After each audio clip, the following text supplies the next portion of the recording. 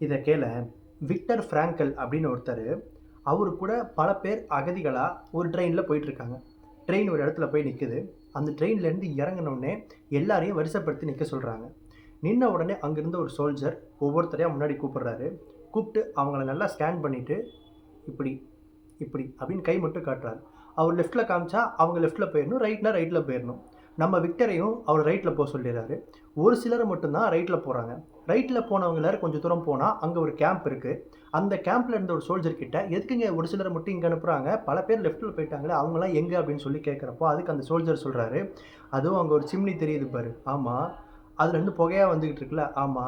"லெஃப்ட்ல போனவங்கலாம் அந்த சிம்னில புகையா வருவாங்க." அப்படின்னு சொல்றாரு. இவ்வளவு கொடுமைகளும் நடந்தது 1942ல இருந்து 45க்குள்ளார நாசிஸ் வச்சிருந்த கான்சன்ட்ரேஷன் கேம்ப். அதாவது பல பேர மாஸ் ஜெனோசைட், சூசைட்லாம் பண்ணாங்க ஹிட்லரோட ஆட்சி காலத்துல. அதுல இருந்தவர் தான் நம்ம விக்டர் ஃப்ராங்கல். அதுல அவர் அனுபவிச்ச கொடுமைகள பத்தி அவர் ஒரு புக் எழுதியிருக்காரு. அதுதான் a man's search for meaning. இந்த புக்க தான் நான் இப்ப படிச்சுட்டு இருக்கேன். இதுல எனக்கு ஆக்சுவலா ஒரு விஷயம் வந்து ரொம்ப பயங்கரமா வந்து ஸ்ட்ரைக் ஆச்சு. அத ஜஸ்ட் நான் உனக்கும் சொல்லணும்னு நெனைக்கிறேன். அதுக்காக தான் இந்த வீடியோ. அவங்களுக்கு ஒரு நாளைக்கே வந்துட்டு ஒரு பிரெட்டும், ஒரு சூப்பும் மட்டும் தான் குடுப்பாங்களாம். அதாவது அண்டர் நரிஷ்மென்ட். ஒரு பிரெட்டும், ஒரு சூப்பும் மட்டும் குடுத்துட்டு 18 மணி நேரம் வேலை செஞ்சா, நம்ம உடம்புல இருக்கிற விட்டமின் அது இதுன்னு எல்லாமே கம்மியாகி கொஞ்சம் கொஞ்சமா ஒவ்வொருத்தரா அந்த கேம்ப்ல செத்துக்கிட்டு இருந்தாங்க. அடுத்தது நீ தான் சாகப் போற, அடுத்தது நான் தான் சாகப் போறேன். இப்படி தான் அவங்களுக்குள்ள பேசிப்பாங்களாம். நீ யோசிச்சு பாரேன், நம்ம அப்பா, அம்மா, நம்ம ஒய்ஃப் இல்ல ஹஸ்பண்ட், குழந்தைங்க, நம்ம ஃப்ரெண்ட்ஸ் இவங்க யாருமே உயிரோட இருக்காங்களா இல்லையான்னு தெரியல. ஏன் நாளைக்கு நம்மளே முதல்ல உயிரோட இருப்போமா இல்லையான்றதும் அவங்களுக்கு தெரியல. இவ்வளோ நாள் அவங்களுதுன்னு நினச்சு வச்சுட்டு இருந்த அவங்களோட வீடு, திங்ஸ் இது எதுவுமே இப்ப இருக்கா இல்லையான்னு கூட தெரியல. இந்த அளவுக்கு லைஃப் மோசமா டெய்லி சாவ கண்ணு முன்னாடி பார்க்குறப்போ, ஒரு மனுஷனுக்கு என்ன தோணும் அப்படிங்கிறத அவர் சொல்லியிருந்தாரு. ஆக்சுவலா அவங்களுக்குள்ள அவங்க பேசிக்கிறப்போ, நாங்க வந்து ஒருவேளை இங்கேருந்து இந்த கேம்ப்லேருந்து வெளிய போயிட்டோம்னா, நம்ம ஒரு பெரிய வீடு வாங்கணும், இல்ல இந்த ஒரு ஹாலிடே டெஸ்டினேஷனுக்கு போணும், இந்த மாரி ஒரு கார் வாங்கணும், இப்படிலாம் எங்களுக்கு எதுவுமே தோணுனதில்ல. நமக்குன்னு ஒரு சேர் இருந்தா எப்படி இருக்கும்?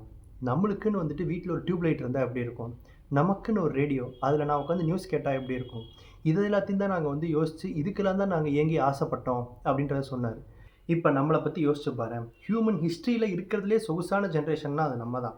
அதுக்காக நமக்கு இருக்கிற பிரச்சனைகள், இல்ல நம்ம ஆசைப்படுற விஷயங்கள் அதெல்லாம் நான் தப்புன்னு சொல்ல வரல. இது எல்லாமே எல்லாருக்கும் இருக்கும். பட் நாம அந்த ஜர்னில போறப்போ, like why can't we embrace the small things that we already have. நம்மகிட்ட இருக்கிற சின்ன சின்ன சந்தோஷங்கள், நம்மகிட்ட இருக்கிற சின்ன சின்ன விஷயங்கள் எல்லாத்தையும் நம்ம வேல்யூ பண்ணுவோம். அதுக்கு மேல நம்ம கிராட்டிட்யூடோட இருப்போம். அத பண்ணிட்டே கூட நம்ம நம்மளுடைய பெரிய ஜர்னிய கன்டின்யூ பண்ணலாமே அப்படிங்கிறது எனக்கு தோணுது.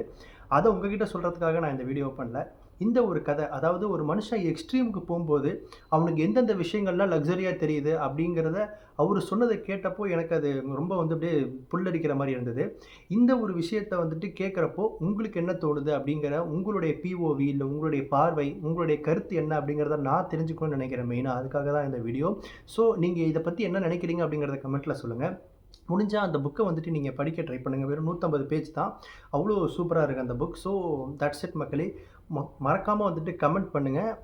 நீங்க லைக் பண்ணல, சப்ஸ்கிரைப் பண்ணலனாலும் பரவால்ல. உங்களுடைய வியூவ கமெண்ட் பண்ணுங்க. Thank you.